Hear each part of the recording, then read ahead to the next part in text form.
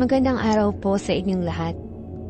Ako nga po pala si Claire at gusto kong ibahagi sa inyo ang isang karanasan na hindi ko malilimutan. Isang karanasang tumatak sa aking buhay. At hanggang ngayon, hindi ko pa rin alam kung paano ko tatanggapin ang mga nangyari. Makalipas ang ilang taon ng pagtatrabaho at pagpaparaya sa mga magulang ko, nagdesisyon ako maghanap ng sariling tirahan. Nakahanap ako ng isang condo unit sa Pasig, isang one-bedroom na unit sa sobrang mura kumpara sa ibang mga unit sa paligid nito. Ayon sa may-ari, nilipat na siya ng bansa at kailangan niya magbenta ng mabilis. Hindi ko na inisip kung bakit sobrang mura ng presyo, kundi ang fact na makakakuha ako ng sariling espasyo. Isang lugar kung saan ako magiging malaya. Matagal ko na rin pinapangarap yon, magkaroon ng privacy. Kapag-isa at makapag-focus sa sarili kong buhay. Ang unang linggo sa condo ay tahimik, masaya at puno ng excitement. Hindi ko pa masyadong ramdam ang presensya ng lugar at akala ko magiging perfect ang buhay ko sa bagong bahay na ito. Wala akong masyadong nararamdaman na kakaiba. Maliban sa mga maliit na bagay, yung parang may mga kaluskos sa kabila ng pinto o kaya naman parang may mga mata na sumusunod sa akin tuwing tumitingin ako sa salamin.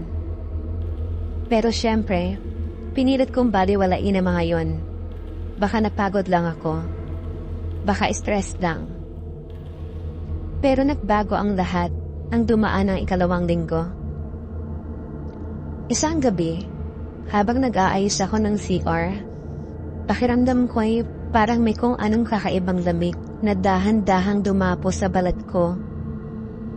Mabilis ko itong pinansin. Nag-iisip kong baka may bukas na bintana o may hangin lang na dumaan mula sa isang siwang sa pintuan. Pero wala. Ang hangin na iyon ay tila may buhay, malamig at matalim. Parang hinahagot ang balat ko ng malamig na kamay mula sa dilim. Habang pinagpatuloy ko ang pag-aayos, hindi ko napansin na ang ilaw sa banyo ay nagsimulang mag-flicker. Mabilis at mabangis. Parang may gustong iparating sa akin na hindi ko maintindihan. Para akong sinundan ng mga mata ng dilim. Isang malamlam na pakiramdam ang bumalot sa buong paligid. At bigla ko siyang naramdaman. Ang pakiramdam na tila may nakatayo sa likod ko. At nang ako'y magkangat ng mata at tumingon sa salamin, doon ko siya nakita. Isang batang babae. Hindi siya naroroon ng buo. Ang mga mata niyan malalim. Parang mga itim na balon na walang katapusan at nakatitig sa akin. Parang kinutuso ako ng bawat titig niya. May kung anong nakatago sa mga matang yun. Isang uri ng hinagpis at galit. Galit na nadaalab. At ang kanyang itsura, ito'y malabo at mistura ang kinabingan ng makapal na anino. Ang bata, hindi ko alam kung anong klaseng presensya siya. Nakatayo lang siya sa pintuan ng banyo. Ang katawan niya ay halos hindi matukoy. Parang isang malabong image. Isang espiritu na hindi mo kayang hawakan. Ang mga galamay ng dilim ay tumapos sa paligid ng kanyang katawan. Parang hindi siya nabibilang sa mundong ito. At ang kanyang itsura, mahinang nakangiti. Ngunit ang ngiti na yon ay hindi makatarungan. May nakatagong panghihinayang na hindi ko maipaliwanag. Naramdaman ko na ang katawan ko ay hindi gumagalaw. Para akong na-freeze. Ang mga kalamnan ko ay nag-uumapaw sa takot. Ngunit hindi ko magawang gumalaw. Ang aking mga mata ay kumakabog sa kakahanap ng sagot.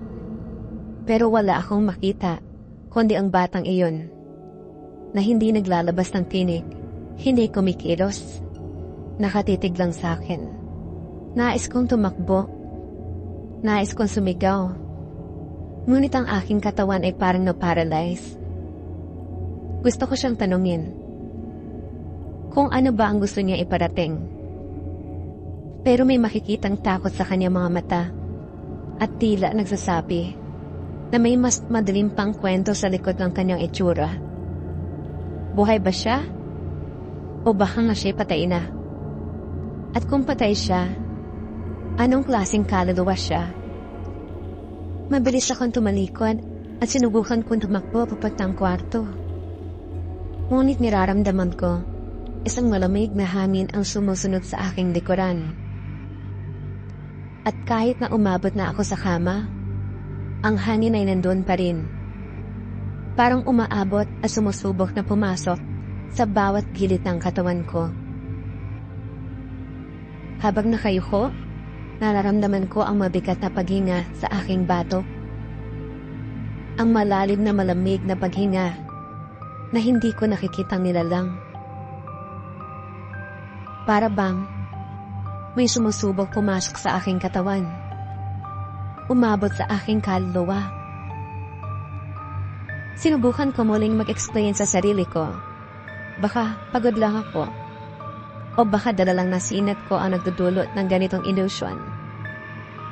Pero hindi ko na kayang takpan ang takot na nararamdaman ko. Hindi ko kayang pabulaanan ang patangat ng buhok ko. Ang mga bilis na pintig ng puso ko na parang gustong sumabog. Hindi ko kayang tanggapin na ang batang iyon ay isang simpleng hallucination lang. At sa hating gabi, nang ang mga anino sa kwarto ko ay nagsimula magbago ng hugis. Narinig ko ang isang mahinang boses na tila galing sa kabilang pader. Tulungan mo ko.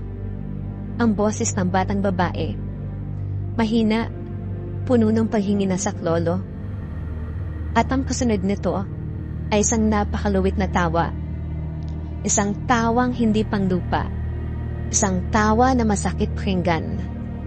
Tawa na nagsasabi sa akin na hindi pa tapos ang lahat. Naramdaman ko na siya ay hindi nawawala. Nasa paligid ko lang siya.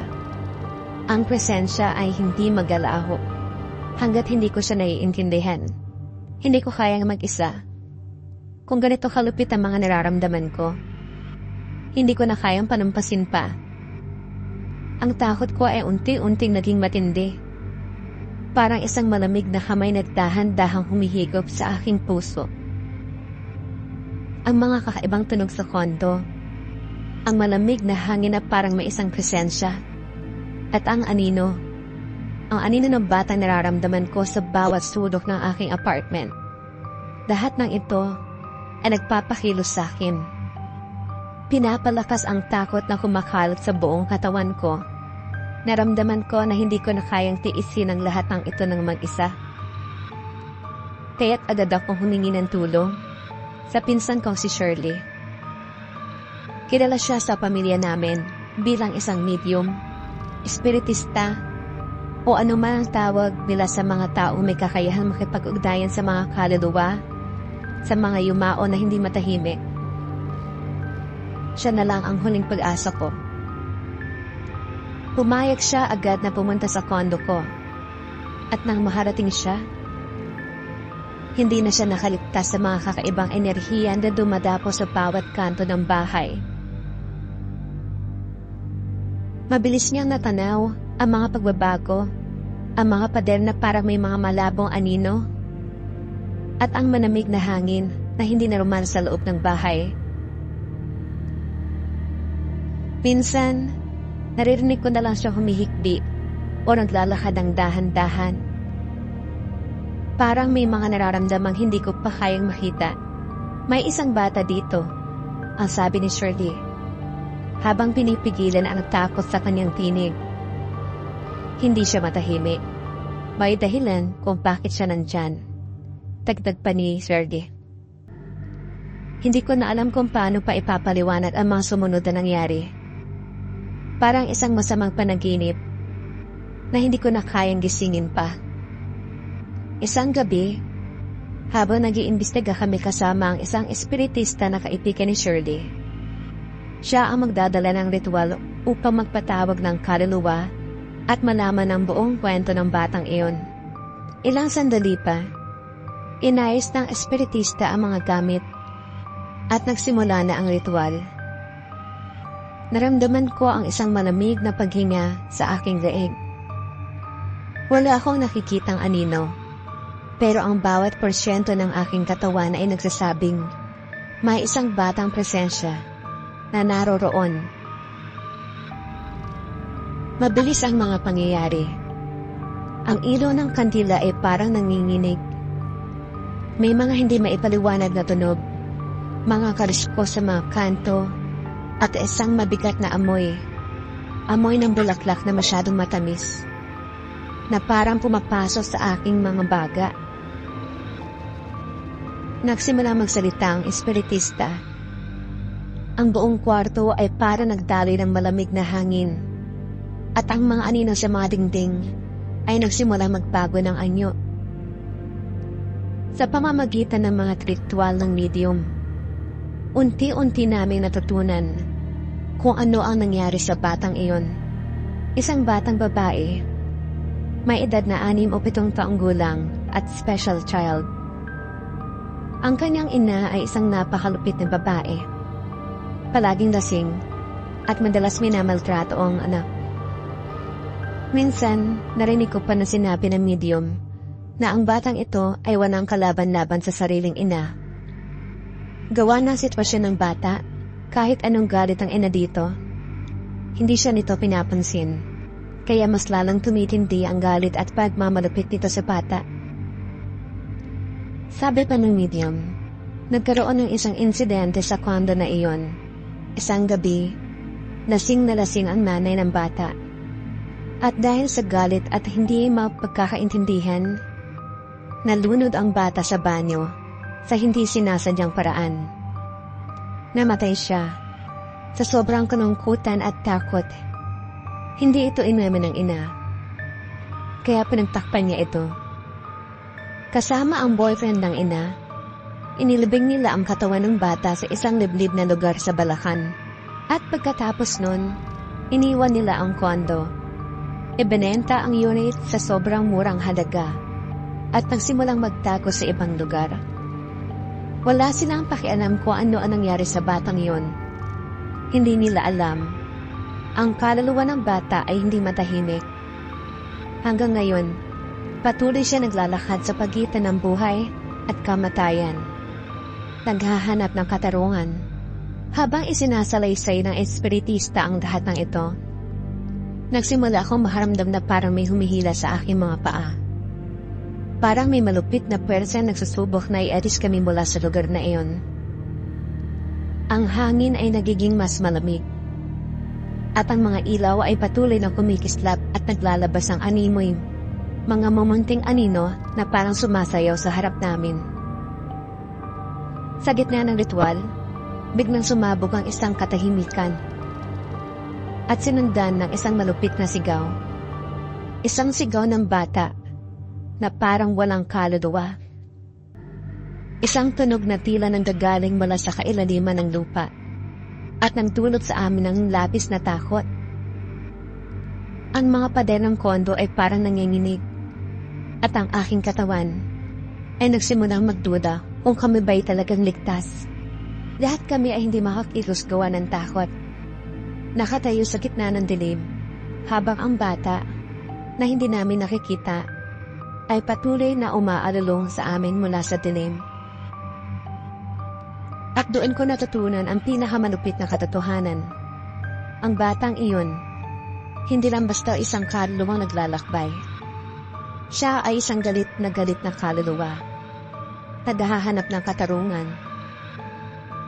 Ngunit hindi pa nakatagpo ng kapayapaan. Siya ay hindi tumitikil hanggat hindi niya nakukuha ang kanyang hinihiling. At ang kanyang hinihiling ay kami. Kami na naroroon sa kanyang kinaroroonan. Habang ang espiritista ay nagsasalita, naramdaman ko na may malamig na kamay na humawak sa aking balikat. Kumalikod ako Ngunit wala akong nakita. Ang bata ay nandyan. At kami ay dahan-dahang nauuro sa isang madilim na kasaysayan na hindi namin alam kung ano ang kahihinatnan. Matapos malaman ang lahat, nagdasal kami ni Shirley at ang medium para sa kaluluwa ng bata. Pinayuhan kami ng espiritista na magsagawa ng isang ritual upang ipagdasal ang bata at sana'y makatawid siya sa kabilang buhay. Pero kahit matapos ang ritual, naramdaman ko na parang hindi pa rin siya tumatahimik. Nagpatuloy ang mga kariskos, ang mga anino, at ang malamig na hangin. Isang gabi na natutulog ako, nagising na naman ako sa kariskos. Hindi ko alam kung anong oras na, pero naramdaman ko ang mga yapak na papalapit sa akin. Agad ko itong gilingon, at nakita ko ang batang babae. Nakatayo sa tabi ng kama ko. Nakatingin sa akin ng manungkot na mga mata.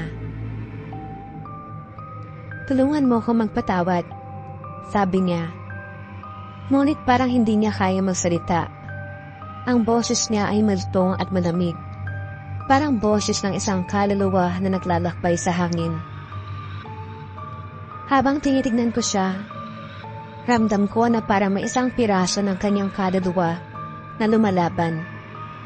Hindi alam kung saan siya pupunta. Hindi ko na kaya pagmadalawang isip. Ang takot ko ay lumubog sa isang uri ng awa. Tumayo ako sa kama at nagsimula ako magdasal. Patawarin mo sila. Patawarin mo ang iyong ina. Hindi mo na kailangan maghiganti pa. Patawarin mo na siya. Yun ang sinabi ko sa kanya. At habang nagdarasal ako, naramdaman ko ang hangin na unti-unting humaplo sa aking katawan. Para ako niyayakap ng malamig na simoy.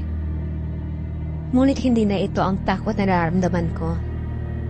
Habang nagdarasal, nakikita ko ang batang unti-unting nagiging liwanag. Unti-unting nawawala. Isang huling sulyap ng pag-asa. Nang matapos ang dasal, ang batang babae ay naglaho sa hangin. Ang mga kaliskos ay huminto. Ang malamig na hangin ay naglaho. At ang buong kwarto ko ay naging tahimik. Pero sa puso ko, alam ko, hindi pa ito ang katapusan. Hindi pa tapos ang kwento. Sa huling tingin ko sa paligid, alam ko may mga bagay na hindi pa namin alam. At sa bawat sulok ng kwarto, tila may mga alingaw-ngaw ng nakaraan na patunay na gumugulo. Ngunit sigurado akong ang bata ay nakahanap na ng kapayapaan. At ako na lang ang natira. Bitin ang mga tanong at puno ng takot.